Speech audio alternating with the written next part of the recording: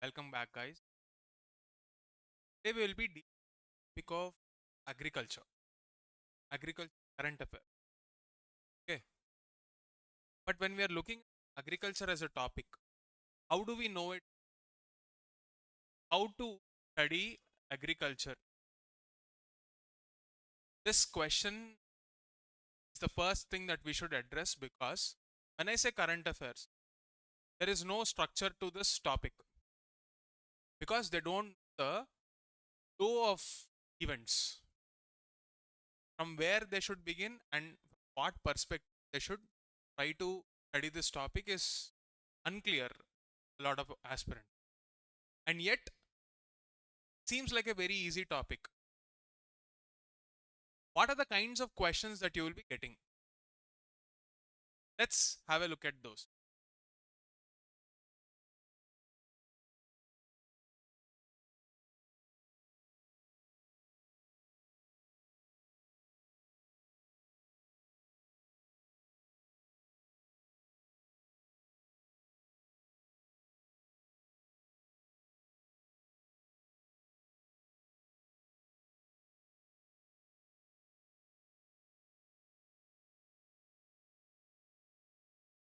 Okay,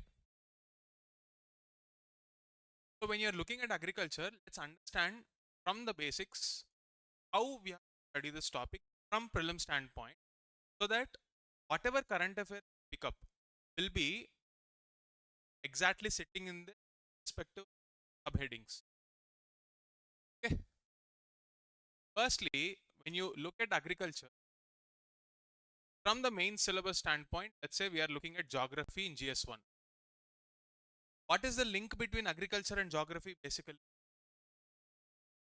climate, etc. Geographical factors, right? Then have a policy perspective from GS2, and in GS3 you are looking at both from economic standpoint, and two, you're also looking at it from environmental standpoint. Yeah, these are the various types of questions that you might get in your exam. Now, what is the demand of UPSC in prelims exam? They will give you multiple options, and you're supposed to judge why the options are wrong rather than looking at the right answer. Expecting you to memorize every fact and exam is practically impossible, and that is not even intent of the examiner. So, to move away from a knowledge driven choice CQs, a analysis driven, logic driven elimination of the wrong options, this should be the shift in the mindset that you need to have to clear this exam. This shift, how should you apply in the domain of agriculture topic, what we are looking at today? So, in order to understand why the policies are created by the government in a certain way, why we'll have to understand the economics, we'll first have to understand the geography, because geography cannot be changed. So, geography is like a constraint. Okay. Whenever you are looking at questions in prelims from geography standpoint, it is usually the awareness of the physical constraints that a particular crop, let's say for example, rice, tea, what are the practical constraints that a crop should understand, like a farmer should understand, take an educated guess whether a certain crop will grow here or not. This is the first level of awareness that a policymaker should have. So, in the initial years, when you are given certain conditions, the temperature, the pressure, the rainfall, soil, what crop are you more likely to? These are the various set of questions. Now, there are times like the other day we were talking about how Telangana became the largest rice producer.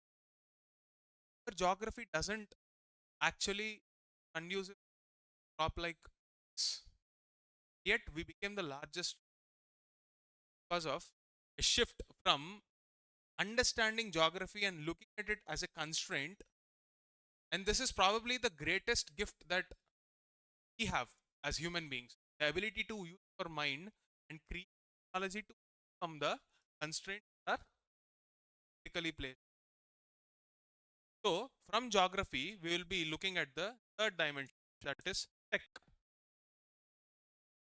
Where exactly this technology will have a look at that also. So the importance of technology is to overcome these constraints. Okay. So as time progresses, whatever was considered to be possible now became possible. So in the future, are we going to erase those boundaries? Time will tell. But today we are not going to talk about that science fiction.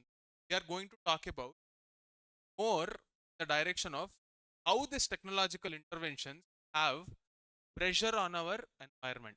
Because whatever agricultural activity, any human endeavor basically always have a bearing on this environment part.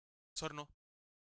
And those environment, if again are linked to the constraints. For example, if you have a soil on a slope, erosion is bound to happen. No amount of technology which is intended to get the maximum output from that soil will actually save the physical actually alter the physical property. Can I change the slope just because you're getting more yield? So mapping the right kind of technology for the right constraint is also something. If I am using a technology productivity, does it necessarily mean also sustainable? Not need, not necessarily, right? Let's say I am using BT cotton, have better yield, have resistance to this pests. Does it necessarily mean it is sustainable? What if we have a resistance? We have a pest which will get resistant to biotechnologically crop also.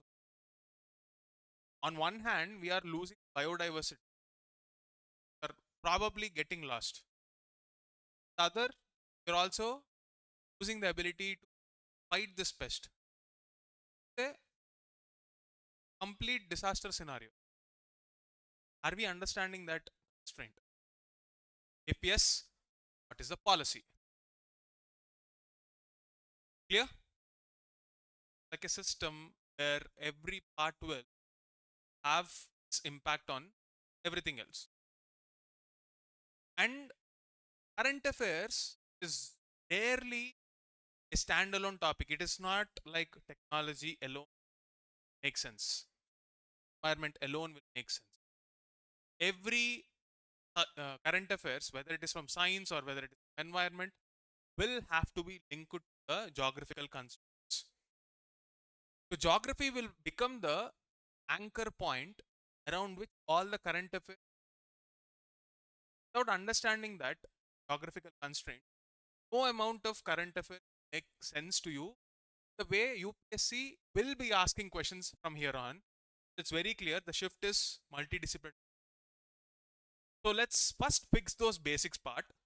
Understand how agriculture and cropping patterns are decided by the constraints established by geography, and thereon move towards the economic, environmental, and the policy implications where the current affairs part will clear. Let's move on. So let's go back to the basic understanding of geography. Here I'm not going to give you the same NCRT facts. I'm not interested in teaching the what. You can go to the textbooks and figure out and cull out the information. The class here is meant to act as a foundation for the upcoming classes, because we will be having economic survey budget also in the next week. You will have to be ready to appreciate those policy changes, but before you have to know what are the basics through which we have to navigate. And this topic today that we are discussing will be useful for your geography prelims questions. You will come across a lot of previous year questions wherein the format of the question is get some input from the examiner. The temperature, rainfall, irrigation condition, whatsoever. They'll give you the soil. You are expected to guess the crop. This was the initial set of questions directly picked up from NCRTs and repeated verbatim. I doubt you will have direct questions like that. If you get such questions, a sin to they are from NCRT.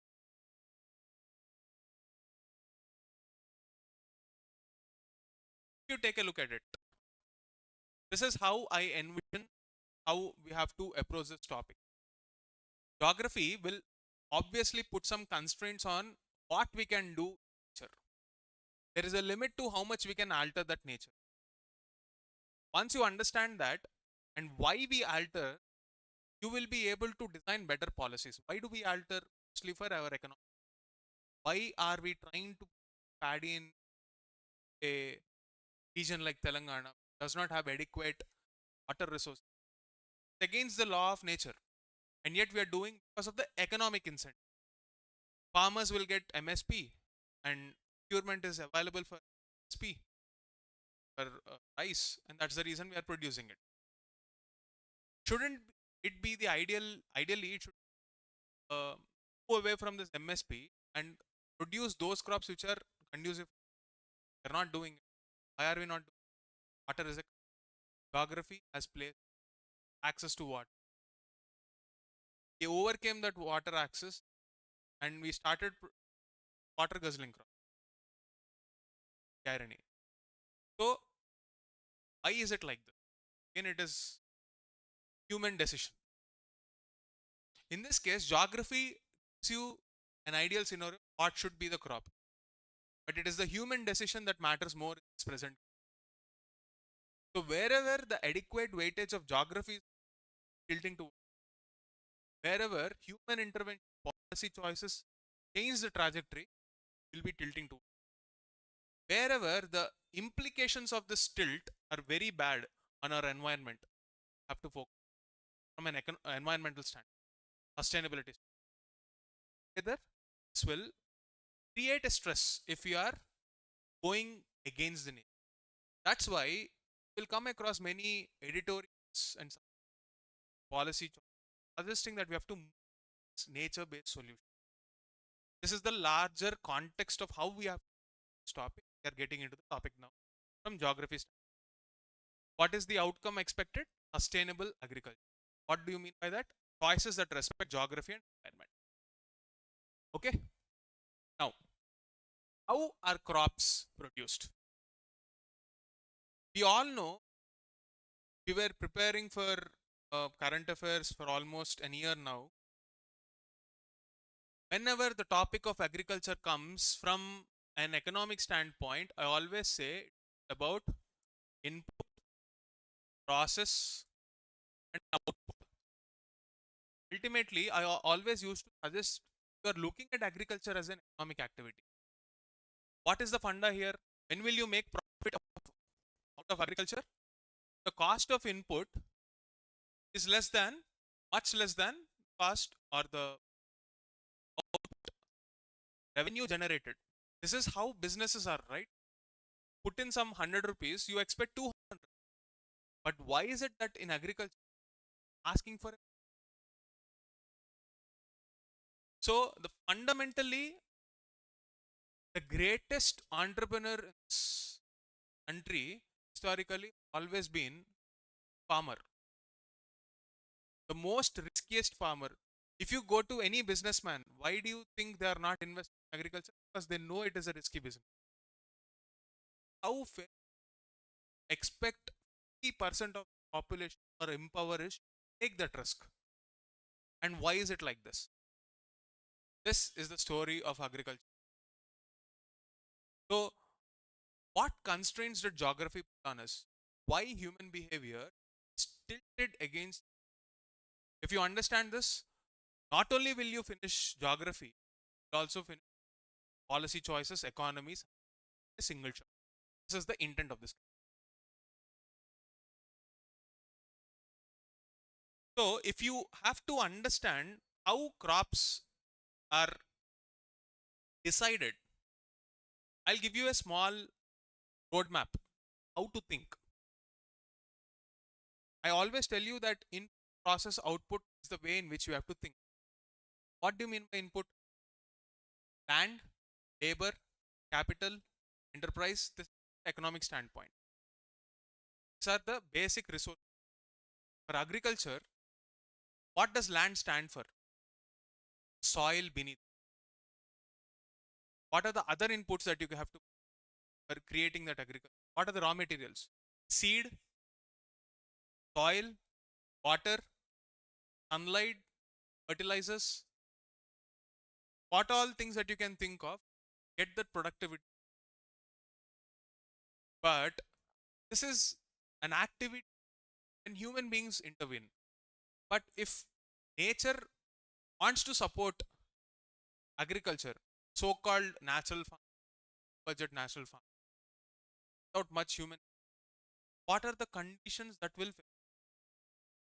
This is what the ideal scenario without any human intervention. If I strip away all those technologies, what decides the ideal environment for a specific crop is what we have to understand first. Later, human beings will come into it. So, what are the constraints placed by geography? Let's begin with the atmosphere. What do I mean by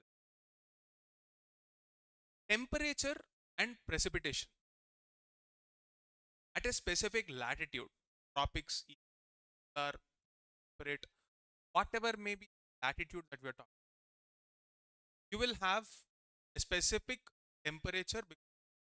Tilt, geography basics, not going into geography part. So the amount of temperature and pressure that a specific faces will determine bare minimum climatic conditions. Even before that, the rock beneath it will decide what kind of a soil will experience there. Right?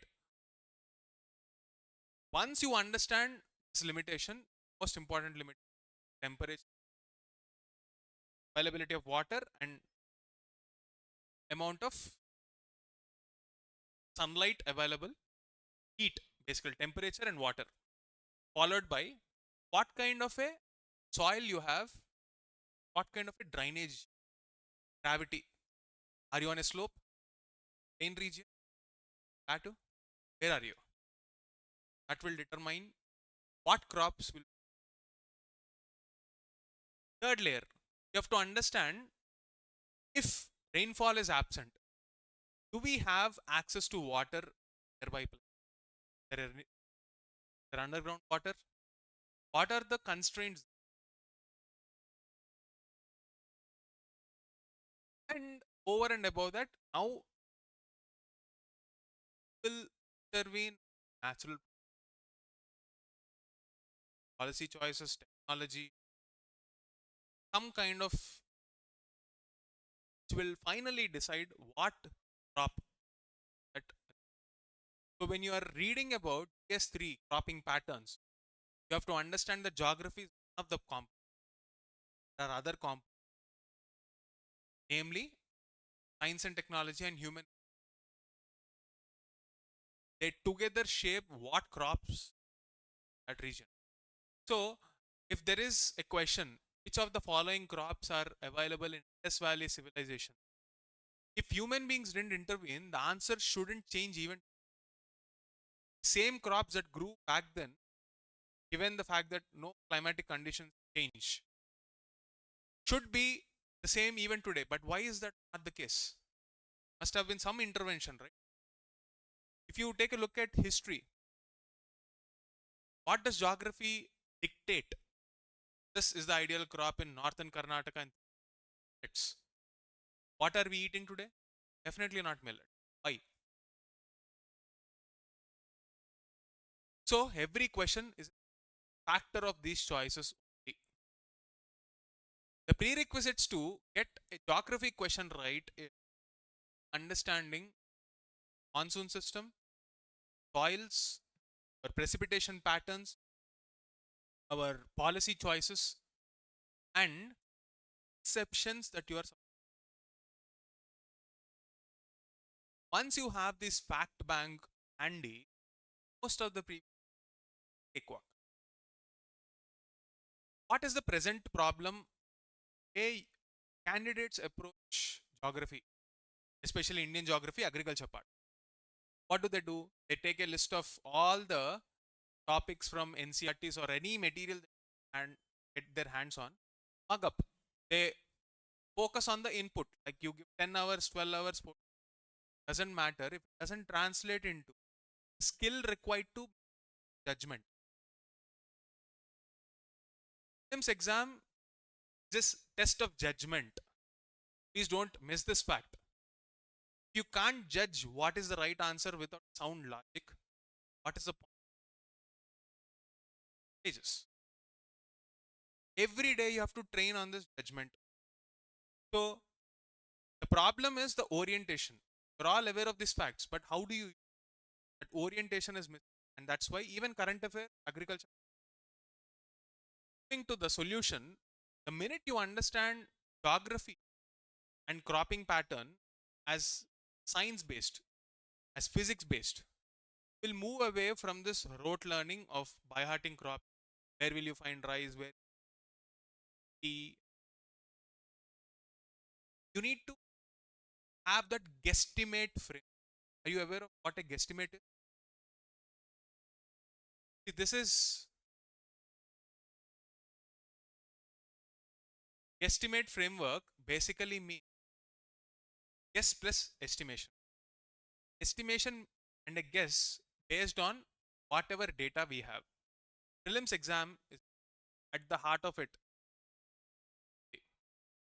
So are we calling it a lottery? No.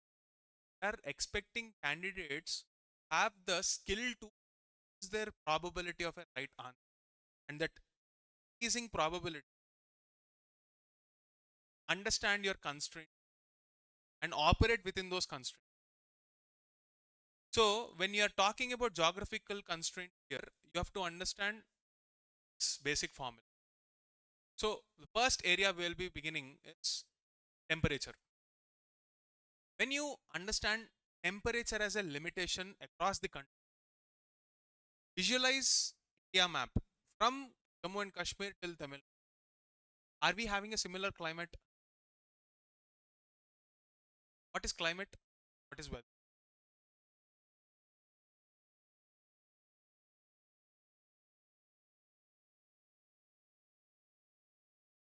If I want to make a policy choice, what metric should I be focused on? Weather or climate?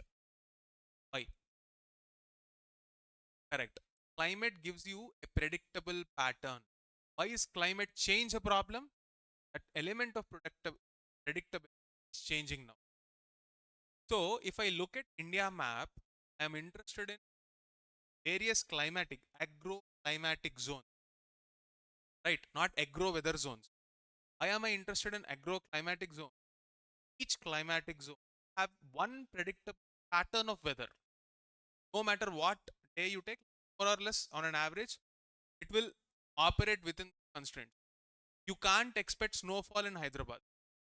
If that is happening, something is wrong. Similarly, you can't expect flood in Thar Desert. That is happening, something is. What is that something? Why is it your job to be clear about? And once those basics are fixed, I will say that so and so crop is dropped there. Let's say, for example, I have 4 or 5 climatic zones. Let's say I'll divide the bucket here. Prepare the topic. And I am saying that according to your knowledge after preparation, this zone is supposed to produce cereals like rice and need to be clear why it is there. This zone is supposed to produce rubber and cashew. You need to be clear about why this is there. How will UPSC ask questions? I will put here rubber and this cereal I'll put it. If you just memorize without having any logic, what will happen? You will function well as long as the same crops are given. But if I change rubber with something else, if I change cereal crops with some rice,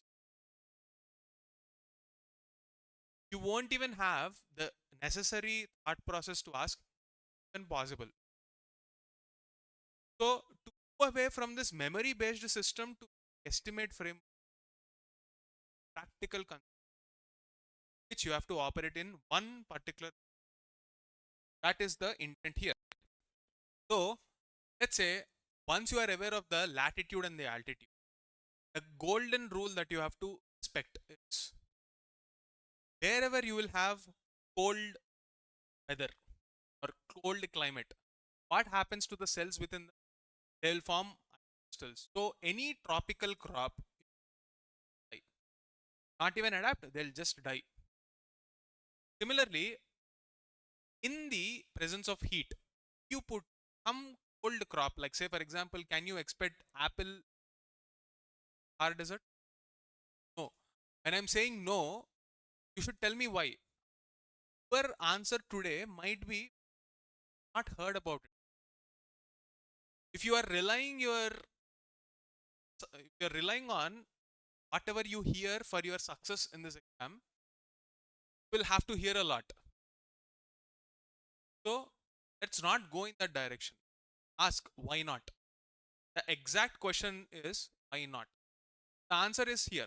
Whenever you are putting a certain crop that is conducive cold environment in a heated environment, the protein gets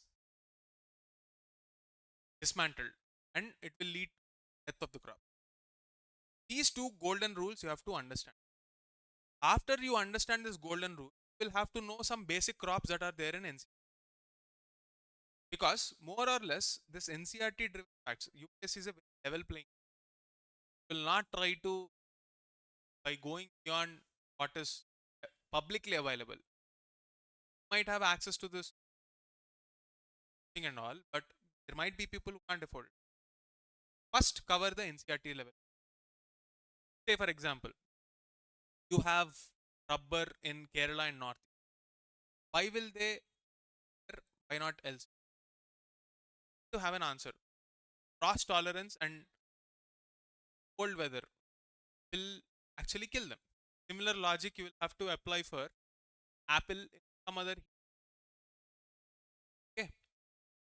If you understand this one rule from 1996 till 2006, almost 40 same single. Go back to those questions. I'm not going to sit and solve those questions. Not expecting a lot of questions. Barely for your recognition practice. Moving on.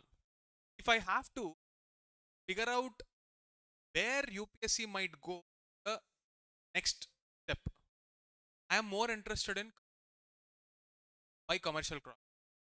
From 2017, India's focus has been doubling farmers and you can't double farmers and still focusing on rice and wheat. It's extremely expensive, both in economic terms as well as environment. What are those commercial crops that India can explore? Say, if you are looking at small farms, let's say in isolated regions like Karnataka, they're growing high value fruit like blueberry. You know, there is one region which gained prominence, strawberries, Western Ghats. Can you tell me what that area is? Mahabaleshwar. Why do you think they've made it obvious? Are you saying that crop strawberry won't grow elsewhere? Need not be. But their marketing, the policy choice they've taken, actually pushed them in that direction. So, at geographical conditions of crops in commercial crops in will add more. Couple of years earlier, had the Anna board, something that is so easily available in Bihar, outside the market, so expensive. Take a look at the Makhana snack. Small 50 gram or 100 gram packet would cost 100, The huge rage in markets. Why? It is not, the answer doesn't lie in geography, it lies in human behavior. So, what current affairs should you will ultimately depend on. And once those crops are studied, everybody will study from it, study about that from economic standpoint. Nobody will study similar crops and similar weather conditions. Those will be placed in CQs. Everybody will read about the National Makhana Board. Can you tell me any other alternate in India itself? But if I ask you, what is National Makhana? Not testing.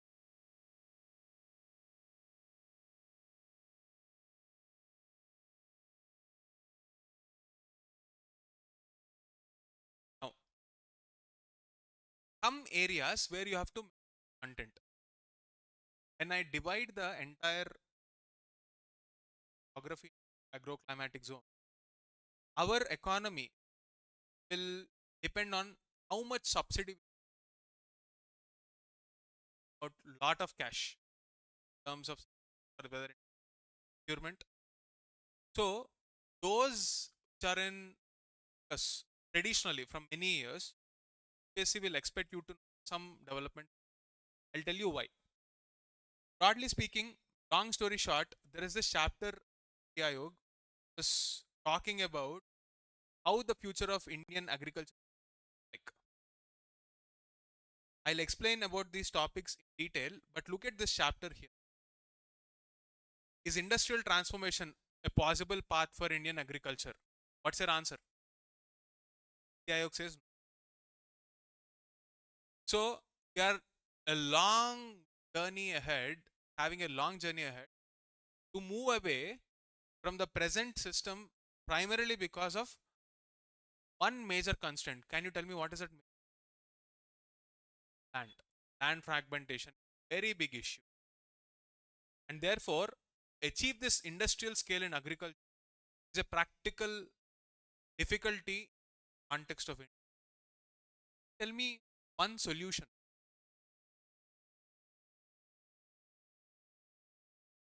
They were already there, but why aren't they one step ahead?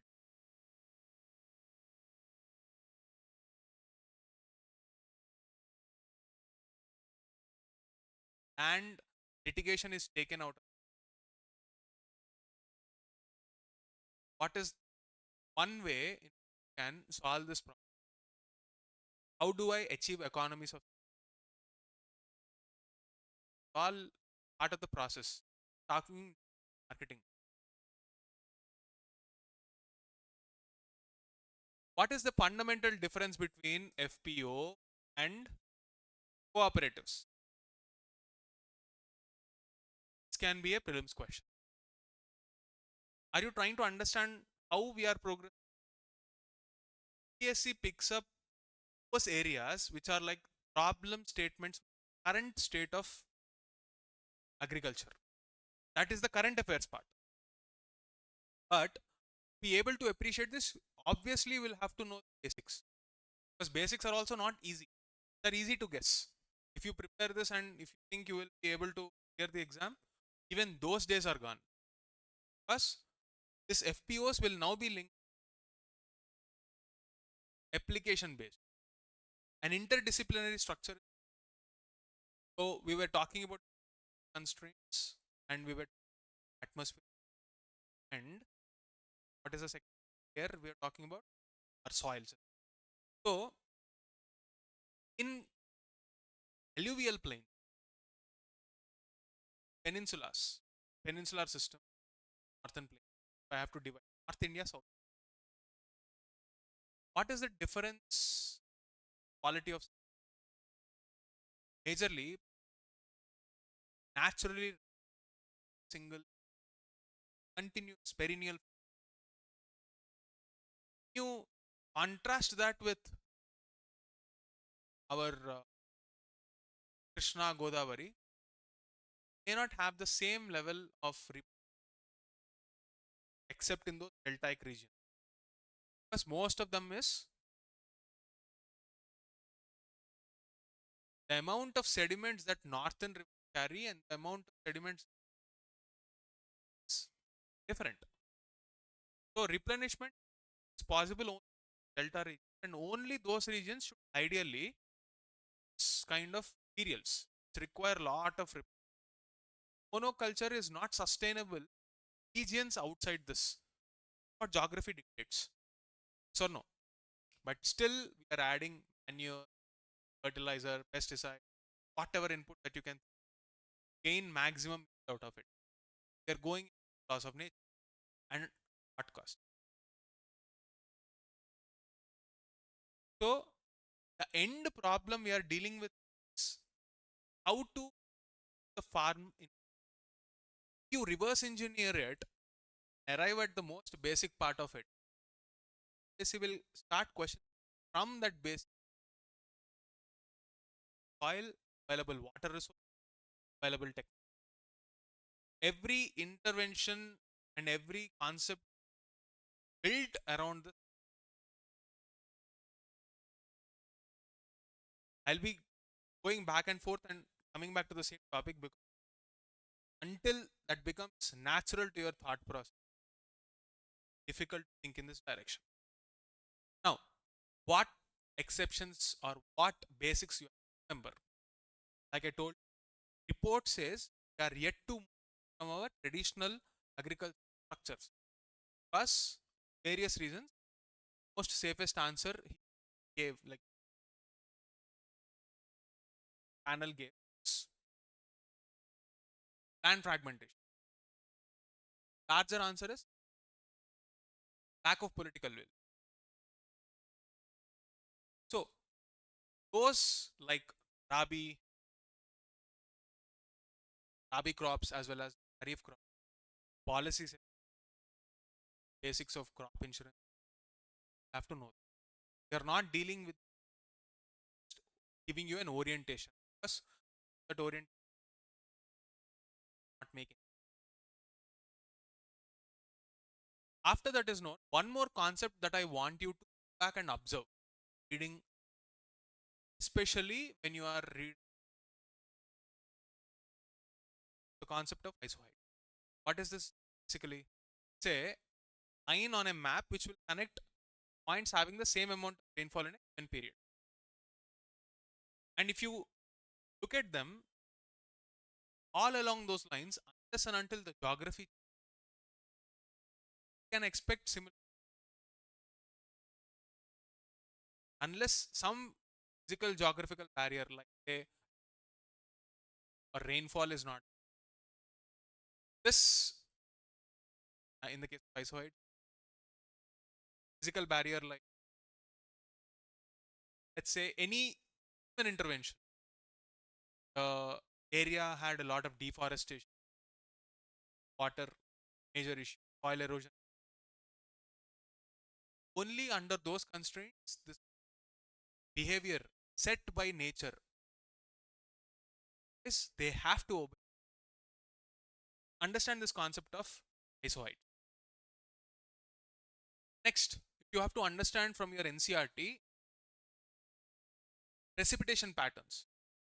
Which regions get major rainfall? How much? I'm not expecting you to by heart everything. All of us will know surplus water. All of us will deficit water. The moderate water zone. So focus on the moderate areas and map them to the underlying soil. If you go to those states and see what crop is growing, make autumn. So what crops are grown moderate water, they have anomalies. Case to the point being Telangana. Nobody would have expected, like somebody left in 2012 and give them this question. Not even in the wildest dream they will expect Telangana to be in reality. How? An intervention.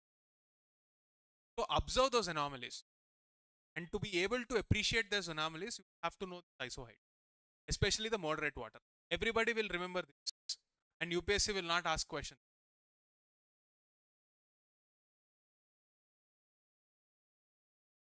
Okay. This is a summary of whatever we can get this PDF. Simply, if I have to give you one cue on how to make decisions in exam when you absolutely no data at all, look at the language of statements. If there is an element of a policy or a technology that is going against the nature, why would you ideally irrigation in a place which is having surplus water? Like what kind of irrigation? Say you have surface level water, why will you lot of cost? Like economic, obviously you use surface water. In those areas where you don't have access to river water, you will, right? So wherever you see this language like pipes, using this word pipe, synonym to intervention. Wherever you see human, expect groundwater stress. UPSC will frame questions on whether this activity is sustainable, whether salinity is an issue here or not. Usually it will be negative. Wherever human are there, framing negative. Be careful about wordings in those areas where expect this. Okay. Now we moved away from the first module and we are entering into the second module of lithospheric construction, namely soil and gradient. So if you take a look at it, these are the various base rocks we have in our example. The Deccan region, Deccan traps have basalt. Why? Because of the volcanic activity, hotspot, millions of years. Okay, what kind of explosion happened? A fissure volcanic led to a slow oozing out of lava material, and it led to a solidification that became the base. So if you have basalt as the base material for your rock, what is the soil that you can expect? Black soil. So in this way, take a look at every major rock system that you can and ask. Farmers obviously will make some choices within the constraints. They were forced to take some choice of the geographical. No matter how much technology we have, if the rock doesn't support, soil doesn't support it at all, you can't produce anything. For example, can you build a lift irrigation project in our desert, expect crops to grow? You'll have to put in more and more inputs, which will ultimately make it viable in the right. Understand this base material, understanding the soils.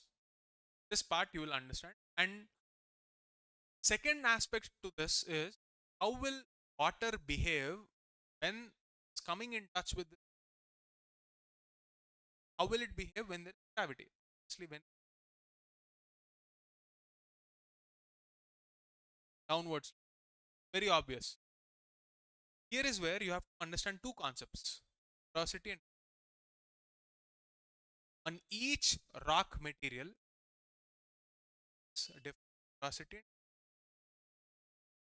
Depending on these physical constraints, see the crop choices of farmers. What are this? Go back and guys in your reorient your thinking direction.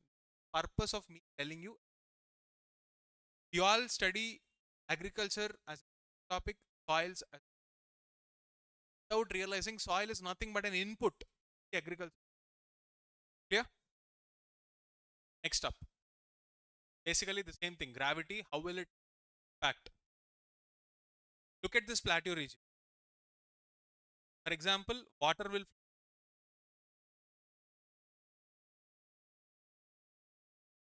okay, water will flow, and on the top of it, we have Telangana. They are lifting water and putting it here. This is an interesting case study. Any crop that grows in this plateau region will more or less have moisture stress when compared to other regions. And yet we are producing what cost. This can be an opinionated question.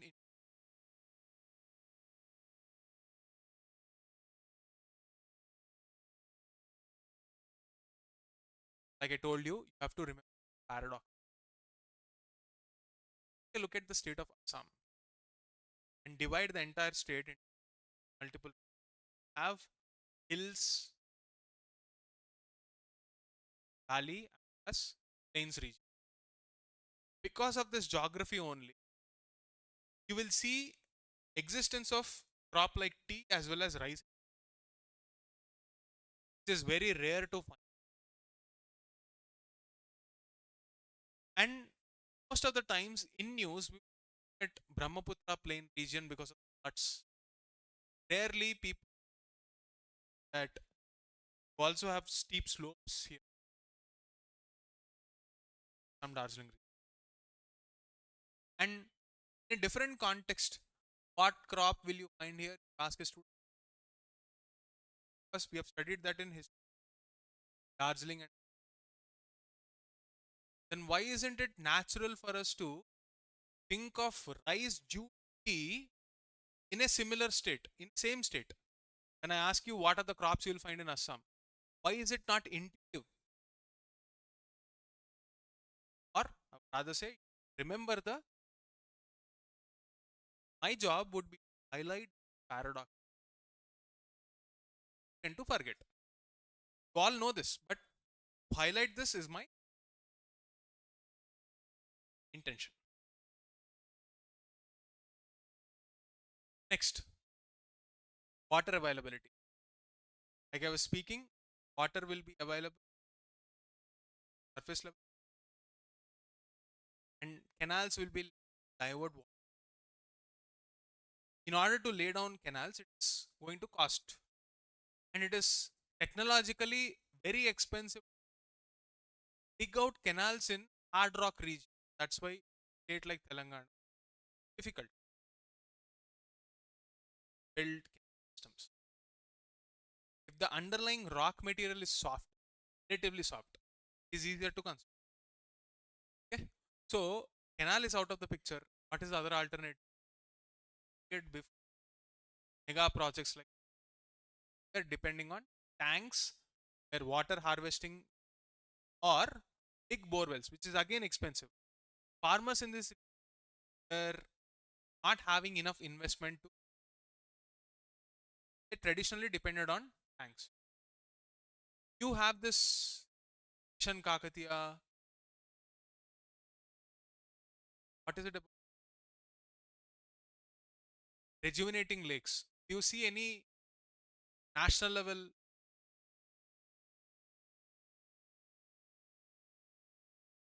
Dharohar? What is the difference schemes? Find any difference? Practically speaking, nothing much. They intend to do same thing. So understand the objective, understand the job, policy choice, intent here. What I wanted. How will your physical constraints behave in this? How will soil replenish? What is the dominant pattern? What will be the irritating point for UPSC aspirant? They don't focus. What logic will you? Those are the things that I've had. Okay, groundwater also same logic we will. But in the case of groundwater, you have to understand one point.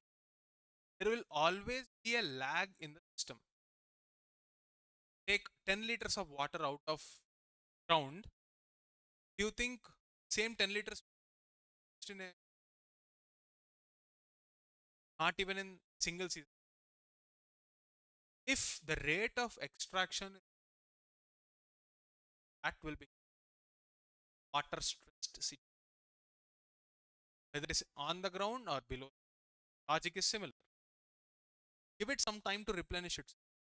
Give nature the time it take care of. That is what you have to focus. Soil salination is one area where you see this question. Detailed topic is already explained in your focus on. Next is current affairs will often mention how groundwater is creating heavy metal, especially arsenic.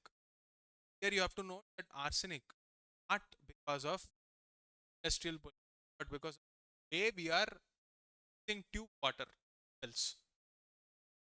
Because of the anaerobic conditions created by these tube wells, lot of bioaccumulation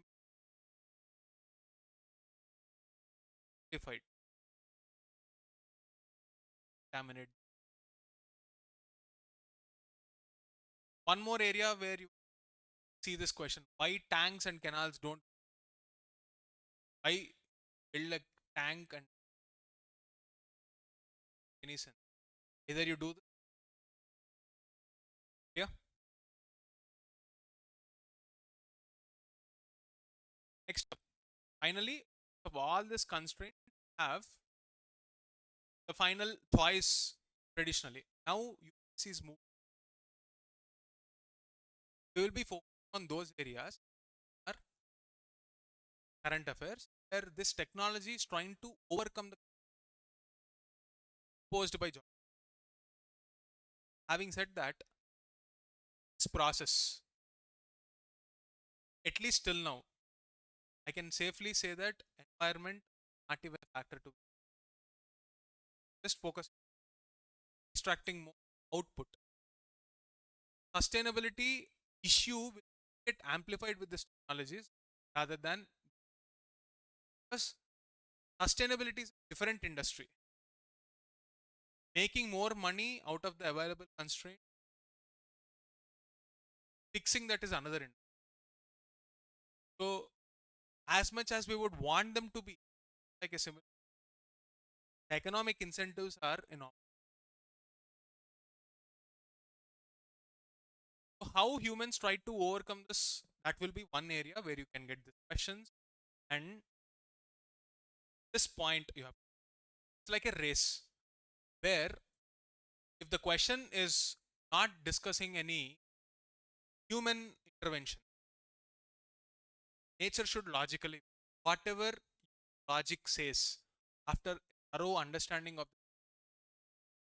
fixed to that.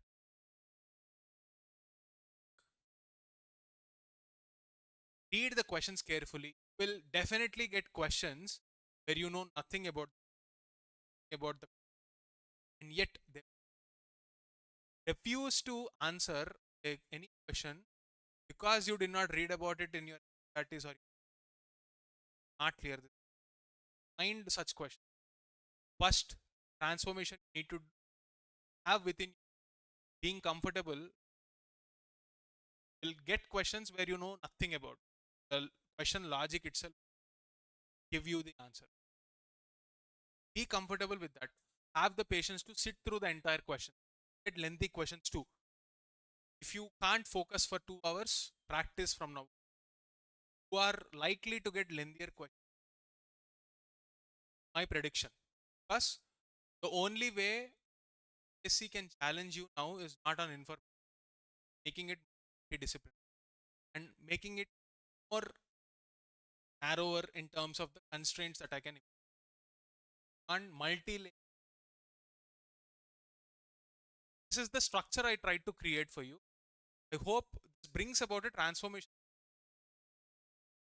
Future current affairs, subsequent classes, and the Thursday and the Saturday will be at agriculture. By the time we will also have an idea on